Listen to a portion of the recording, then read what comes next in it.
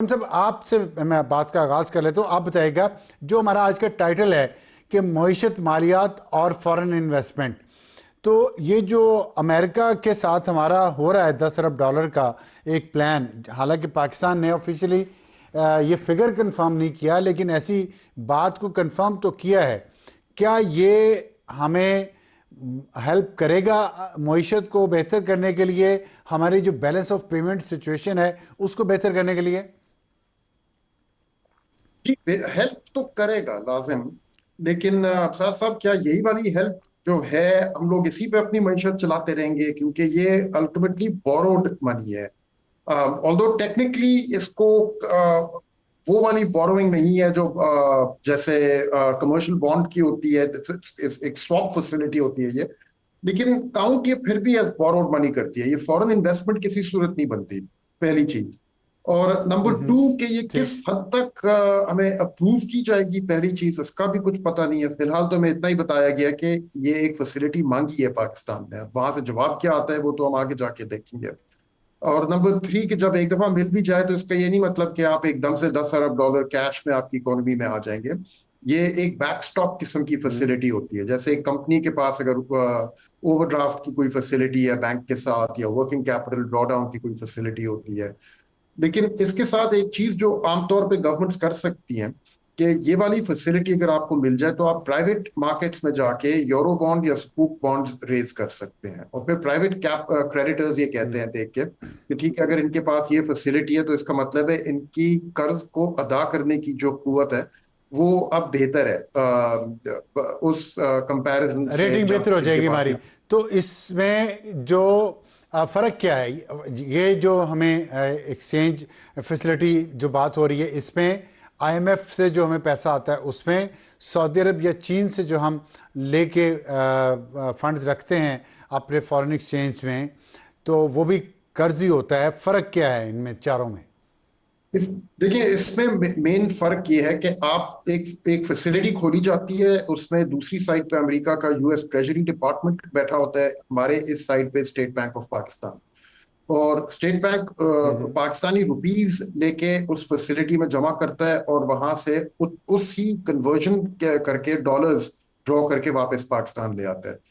अब अग्रीमेंट के मुताबिक किसी भी तारीख पे एक महीना होगा, 2 महीने होंगे, अब स्टेट बैंक ने वापस वही डॉलर्स ला के उसी फैसिलिटी में जमा कर दें, और जितने डॉलर्स और जितने रुपए डाले थे वो वापस ले आने हैं वहां से।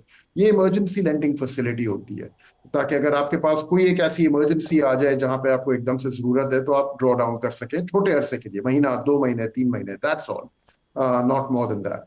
जो सऊदी अरब से पैसे आते हैं वो एक साल के ठीक। लिए डिपॉजिट होते हैं, वो सीधा फाइनेंस मिनिस्ट्री में आ जाते हैं, तो वो गवर्नमेंट खर्च कर सकती है उन पैसों को। और चाइना से जो आते हैं वो तो वहां का सेंट्रल बैंक ऑफ चाइना और स्टेट बैंक ऑफ पाकिस्तान के दरमियान डायरेक्ट होता है। और वो तो पाकिस्तान ने तकरीबन सारा ड्रॉ डाउन ऑलरेडी किया हुआ है, तकरीबन सारा। तो ये मेजर फर्क है इन तीनों में। तो वो खर्च कर सकते हैं हम, चीन और सऊदी अरब से जो आते हैं या आईएमएफ से जो आते हैं वो हम खर्च कर सकते हैं। ये वाले हम डायरेक्ट खर्च नहीं कर पाएंगे। नहीं, ये डायरेक्ट जैसे गवर्नमेंट नहीं खर्च कर सकती, लेकिन स्टेट बैंक इसको यूज कर सकता है बैलेंस ऑफ पेमेंट्स के लिए, यानी कि जो आपकी बैरूनी पेमेंट्स हैं उनको मीट करने के लिए। अगर आपने कोई कर्जे की अदायगी करनी है ठीक है। जिसके लिए डॉलर्स की कमी हुई थी आपके पास, या आपने बैलेंस ऑफ पेमेंट्स की सपोर्ट के ठीक है। आपके कोई इंपोर्ट्स की पेमेंट नहीं की जा रही, उसके लिए आप यूज कर सकते हैं। लेकिन गवर्नमेंट बजट के लिए इसको नहीं ठीक। इस्तेमाल कर सकते। बजट के डॉक्टर फारूक साहब, आपने भी एक आर्टिकल लिखा है और आपने, आपके ख्याल में एक बड़ा अच्छा स्टेप है जो होने जा रहा है।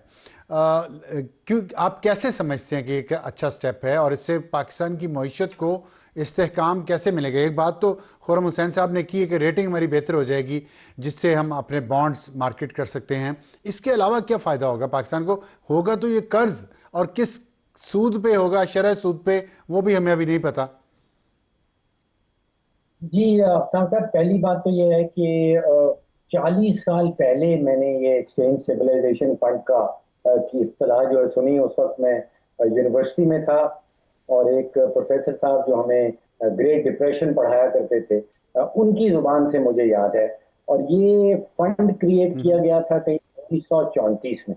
तो एक तो पहला क्रेडिट जाता है वजारत खजाना को या वजीर खजाना को, कि ये एक बड़ा अनमोल सा जो इंस्ट्रूमेंट है जो बहुत हार्डली रेयरली इसको इस्तेमाल किया जाता है, वो ये ढूंढ निकाला है।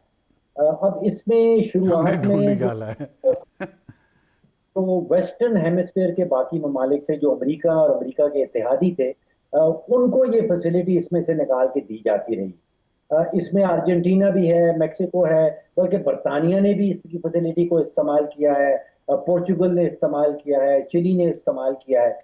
अच्छा, अब ये ना तो कर्ज है, ना ये किसी किस्म का लोन है, ना इसमें कोई इंस्टॉलमेंट्स हैं जो हमें देखनी पड़ती हैं, जिससे आप अभी जिक्र कर रहे थे कि चीन की तरफ से लोन आता है, कर्जे आते हैं, सऊदी का आता है, फिर इंस्टॉलमेंट्स आईएमएफ की आती हैं। ये उन सब से फर्क है। अब इसका एक्चुअल स्ट्रक्चर क्या होगा, ये सामने अभी नहीं आया है। इसकी अमाउंट क्या होगी उन ये सबसे भी बढ़ के सामने। कैसे है?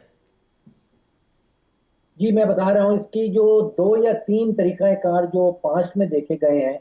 एक तो इसके अंदर अभी जिक्र कर रहे थे खुरम साहब, उन्होंने नाम कुछ और लिया, लेकिन ये इन एसेंस करेंसी स्वैप, जिसका मतलब ये होगा कि पाकिस्तान जो है वो $10 बिलियन के इक्विवेलेंट जो रुपए हैं वो जमा करवा दे यूएस ट्रेजरी के पास, और उसके बदले यूएस ट्रेजरी हमें $10 बिलियन दे देगी।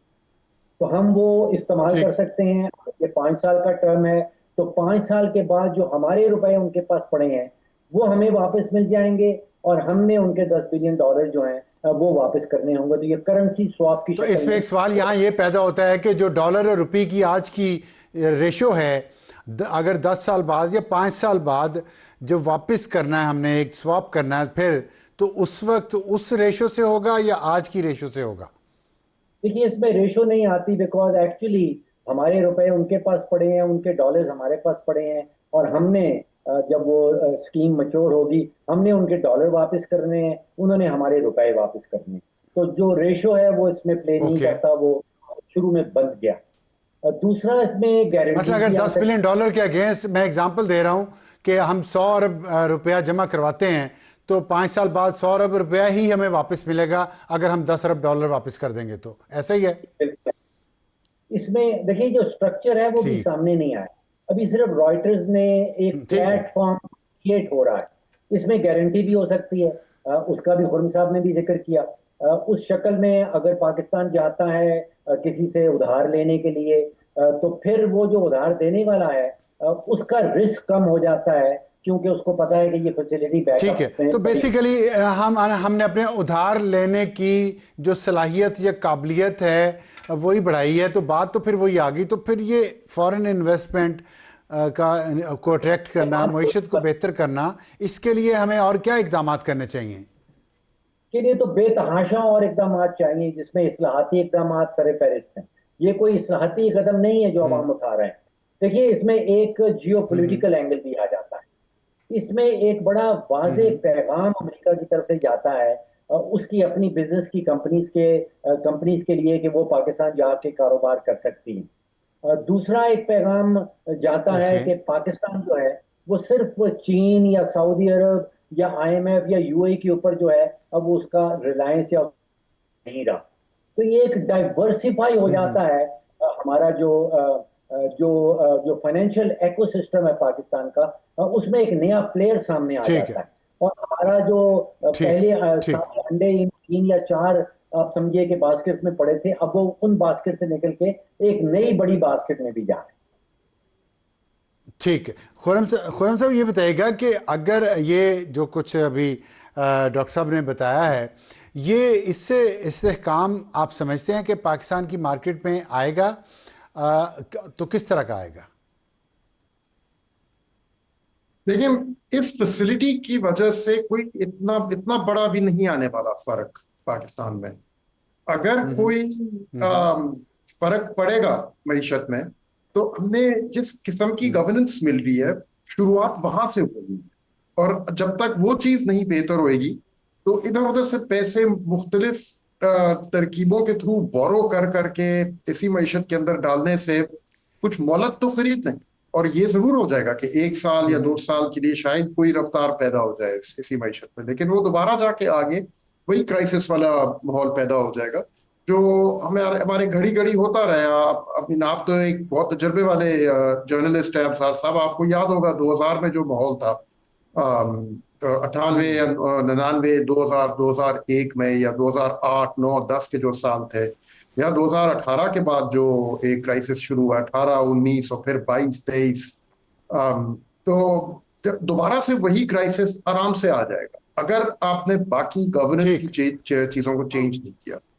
बाकी दैट्स चीज़ें द ठीक मेन ना की थिंग। तो एक ठीक। डॉक्टर फारूक साहब, ये जो फैसिलिटी की आप बात कर रहे हैं, इसके साथ कुछ शराइत भी तो होंगी ना?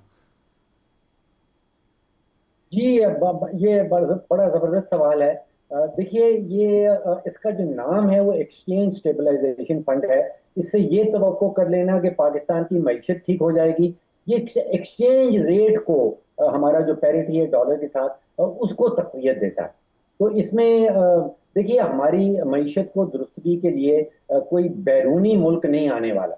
ये हमारे अपने जो फैसला साज शख्सियात हैं, चाहे वो मईशत में हो, सियासत में हो, उन्होंने इस मुल्क की जो मईशत है उसको दुरुस्त करना है। ना IMF कर सकता है, ना ठीक है, अमेरिका कर सकता है, ना सऊदी अरब कर सकता है। अच्छा, अब रॉयटर्स ने ये सही है। कहा है कि इसको लिंक किया है ईरान की जंग के साथ, कि शायद पाकिस्तान ने जो सर्विस प्रोवाइड की हैं उसके एवज ये हो सकता है। अब ये रॉयटर्स की स्पेकुलेशन है, ये उसकी क्या सराई है।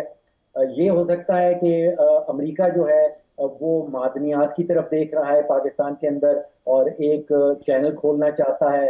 वो इस खित्ते में ठीक है। साउथ एशिया असर रसूख बढ़ाना चाहता है। तो बहुत सारी क्या सराइयाँ हो सकती हैं। तो यहाँ पे तफरीक कर लें हकीकत को और क्या सराई को। हकीकत ये है कि एक प्लेटफॉर्म की बात हो रही है, और क्या सराइयाँ फिर बेशुमार।